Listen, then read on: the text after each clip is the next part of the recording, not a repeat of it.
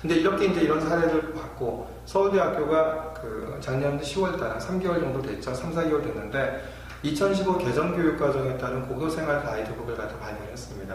현재 이제 고등학교 2학년이 올라가는 학생 같은 경우가 바로 이제 2015 개정교육과정을 받는 첫 번째 학생이, 그 첫 번째 대상인 학생들이죠. 여기서 뭐라고 얘기하면 이런 얘기를 했습니다. 그 학생부 종합전형을 위해서는 어떤 과목을 공부해야 되나요? 그 두 번째, 학교에 공부하고 싶은 과목이 개설되지 않아요. 어떻게 하면 좋죠? 이것이 이제 아마 주된 목표였고, 아마 학부모님들도 많은 관심을 갖고 있는 내용이 아닌가 생각이 됩니다. 보시면 인문대학 철학과도 뭐죠? 대학에서 철학 공부를 할 때 제일 도움이 되는 교과는 국어, 영어, 수학이라고 생각합니다. 그래서 인문대학 철학과도 결국은 제일 핵심이 영어하고 수학, 이걸 갖다 깊이 있게 공부하라고 얘기하고 있습니다. 자연과학대학 화학부를 봐도 이런 얘기를 하죠. 전공하고자 하는 자연과학 분야에 해당하는 교과와 더불어 수학을 깊이 있게 공부하는 것이 무엇보다 중요합니다. 수학에 대한 중요성을 얘기를 했고요. 그 다음에 이제 위에서 6째 줄 보면 이런 얘기 있죠. 고등학교 과정에서는 원자 분자의 모형에 대해서 정성적인 비율을 활용한 여러 모델들로 푸딩 모델, 오비탈 모델 등을 설명하지만, 일반화학 과정에 접하게 되는 원자 분자의 오비탈 모형은 삼각함수를 이용한 극적 표기에서 전자가 존재하는 확률 함수를 통해 설명합니다. 이후 전자가 존재하는 확률을 구하는 과정에선 다양한 심화된 미적분 지식이 적용되기도 합니다. 결국 뭘 얘기하냐면, 화학부에서 뭘 공부하냐면 일반화학에 대해서 공부하고, 근데 삼각함수를 이용한 극적 표기하면 뭐죠? 고급 수학인 거죠. 그러니까 일반화학과 고급 수학과 연계한 탐구를 하고, 이런 내용의 학업적 역량을 보이라는 거죠. 또 실험 수업에서도 수학은 핵심적인 역할을 합니다. 실험 수업에서는 실험 과정보다 실험을 통해 구해낸 데이터의 분석에 중점을 두며, 이 과정에서 활용하게 된 일반 통계학 지식은 당연 고교 과정에서 배우는 통계학을 기반으로 익히게 됩니다. 일반 통계학이 뭐죠? 대학의 일반 통계학이죠. 아까 앞에서 보여드렸지, 지방에 있는 외국 학생이 그 내신이 좀 부족했지만 3화에도 내신을 올리고 깊이 있게 학습했던 게 바로 저는 일반 통계학에 대한 부분을 공부하고 이걸 바탕으로 탐구한 내용 등을 나타냈기 때문에 결국은 합격으로 이루어지지 않았나 생각이 듭니다. 이런 부분들이 바로 성균관대나 서울대나 다를 것 없이 이렇게 학업적 역량을 나타내는 것이 우선이겠죠. 또한 이런 얘기를 합니다. 과학교과 전반에 대한 실력도 쌓을 것을 권장합니다. 내가 화학을 전공한다고 해서 화학 공부하는 것은 권장하지 않습니다.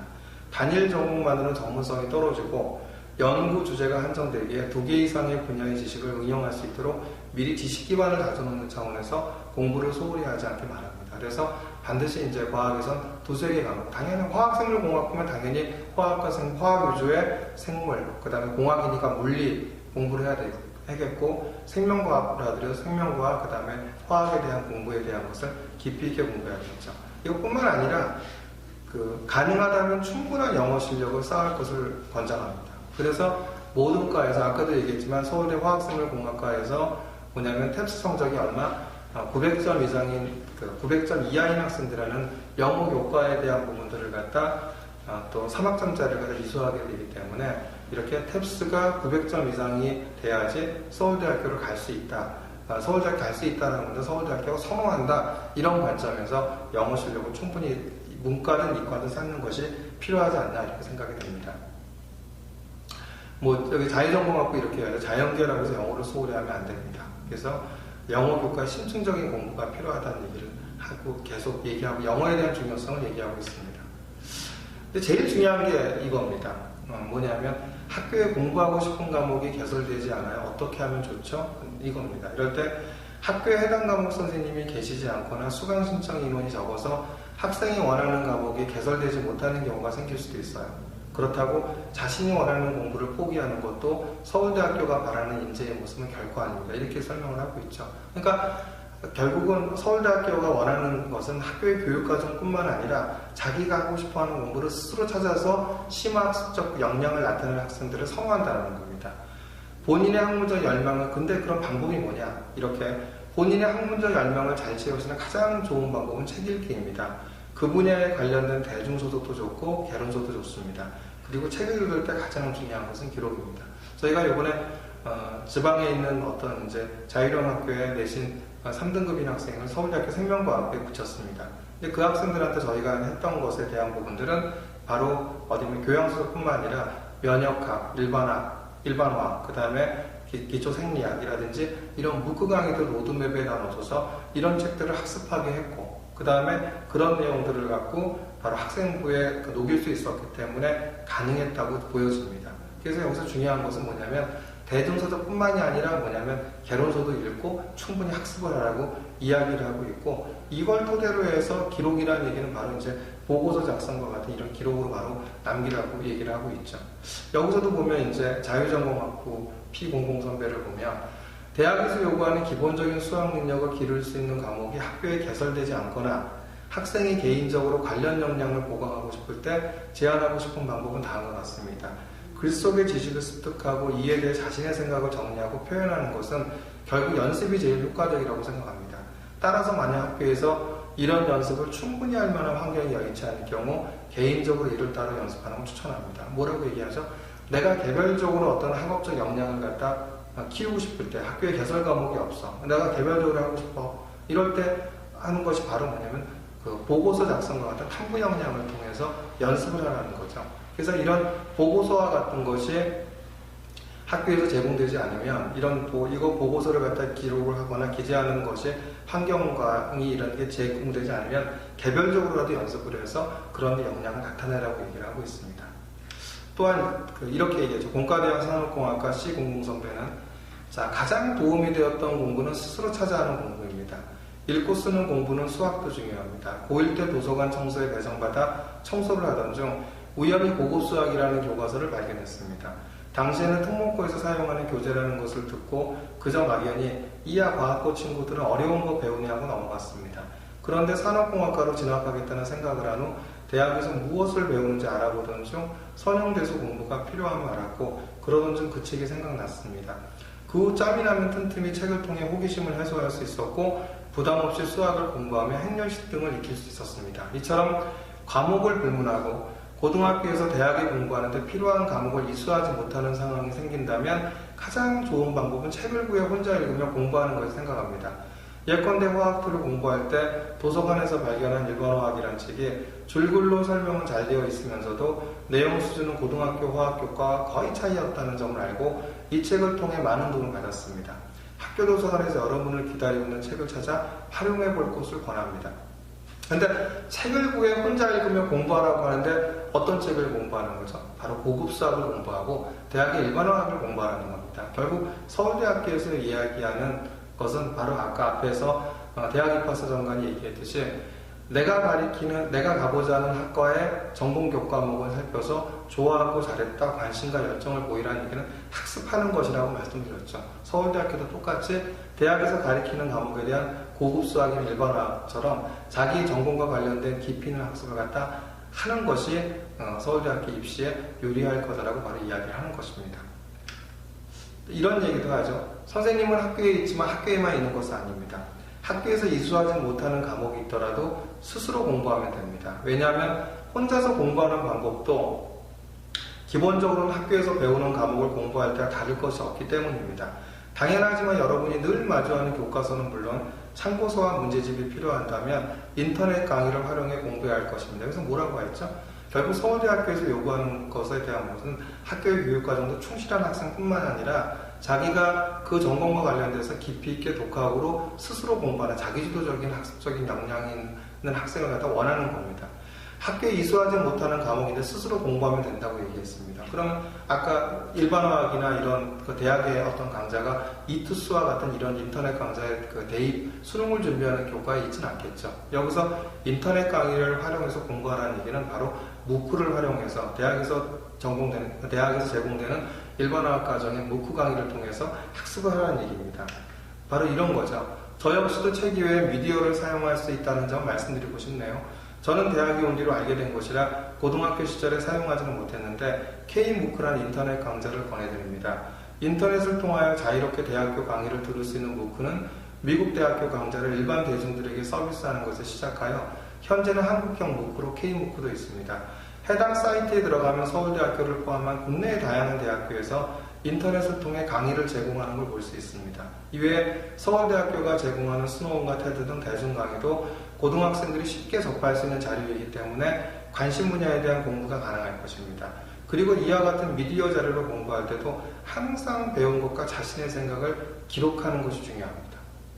비슷한 가치자를 지닌 친구들이 주변에 있다면 자율적인 동아리나 스터디 모임에 참여하거나 그런 환경이 아직 갖추어지지 않았다면 직접 모임을 구성하는 것도 좋습니다. 여기서 뭐라고 하죠? 내가 하고 싶어하는 공부를 앞에서는 도서를 얘기했고요. 여기서는 무크 강의와 같은 미디어를 활용해서 심화학습하라는 겁니다. 근데 도서를 통해서 공부하든 무크를 통해서 활용하든 중요한 것은 뭐냐면 배운 것을 기록해라. 배운 것을 갖다 기록한다는 얘기는 바로 보고서 작성과 같은 것을 남기고 이것을 갖다 학생부에 남기려고 하면 내가 하고 싶어하는 공부를 했으니까 세특이나 다른 과목이 안 들어갈 테니까 뭐를 통해서 자율동아리를 통해서 활용을 하라고 얘기를 하고 있는 거죠. 결국은 이런 이제 무크를 통해서 저희가 지도한 사례를 갖다 하나 보여드리면 바로 이런 겁니다.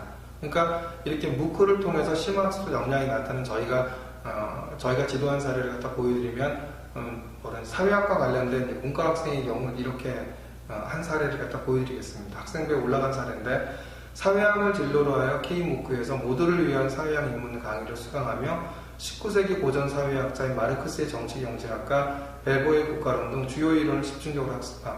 특히 3주차 사회의 비교 강의를 통해 자민족 중심주의와 문화적 정체성의 경계에 대해 고민하며 지배문화의 존재의 유무에 대해 토론함. 이 과정에서 오리엔탈리즘에 관심이 생겨 에드워드 사이드의 오리엔탈리즘 원서를 찾아 읽고 암과 힘, 지성과 권력의 관계를 식민지적 상황에서 인식한 보고서를 작성함. 영국, 프랑스, 미국의 문제를 일제강점기 일본의 식민지 조선 통치 방법에 적용해 보았으며 현재 우리나라도 다른 동남아시아나 서아시아 국가들이 적용하고 있음을 비판하는 새로운 시각을 보여줌.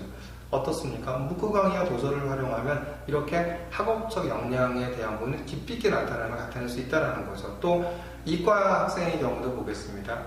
자, 캠퍼스테에 대한 방과 후 수업을 이어나가 캠퍼스테의 직렬과 병렬 연결 실험을 진행하며 물리투 학습 내용을 심화함. 정기적 전속 밀도 경기를 이용하여 정전 용량의 관계식을 증명해보며 도서 유니버시티 피직스와 스노우에서 예일대의 물리학 강의를 수강하고 대학 전자기학 도서를 통해 심화학습을 이어나감. 어떻습니까? 이런 무크와 도서들을 갖다 활용을 하면 깊이 있게 전공 관련 심화학습한 과정을 나타낼 수 있다는 거죠. 여기서도 이제 보시면 이제 서울대학교 정말 공부하고 싶어요. 어떻게 하면 되죠? 그러니까 중간에 보시면 이런 얘기가 있습니다. 고등학교 때 고등학교 1학년 때 노력에 비해 좋지 않은 성적을 가지고 있었지만 2학년 때부터 본격적으로 공부를 시작하여 꾸준히 좋은 성적을 거뒀습니다.